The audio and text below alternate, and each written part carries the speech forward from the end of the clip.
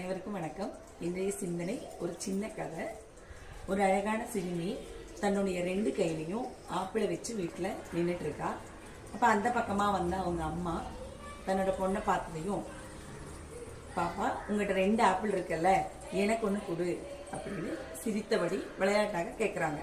அப்போ அந்த பொண்ணு உடனே அவங்க அம்மாவை பார்த்துட்டு இந்த கையில் இருக்கிற ஆப்பிளை வேகமாக கடிச்சிடலாம். அடுத்த நொடியே இந்த கையில் இருக்கிற ஆப்பிளையும் வேகமாக கடிச்சிடலாம். அதை பார்த்து அவங்க அம்மாவோட முகம் வருத்தத்துலேயும் ஏமாற்றத்துலேயும் ரொம்ப சங்கடமாக மாறிடுச்சு. இப்போ அவங்க அம்மா என்ன நினச்சாங்கன்னா, நம்ம பொண்ணு நம்மளுக்கு தர வேண்டாம்னு நினச்சிட்டா, இந்த 2 ஆப்பிளையும் வேகமாக கடிச்சிட்டா அப்படின்னு தவறாக நினச்சிட்டாங்க. ஆனால் அடுத்த நொடியே அந்த பொண்ணு, அம்மா இந்த ஆப்பிள் தான் ரொம்ப இனிப்பாக இருக்குது, இந்த 2லேயும் இந்த ஆப்பிள் தான் ரொம்ப இனிப்பாக இருக்குது, நீங்கள் இதை எடுத்துக்கங்கம்மா அப்படின்னு அந்த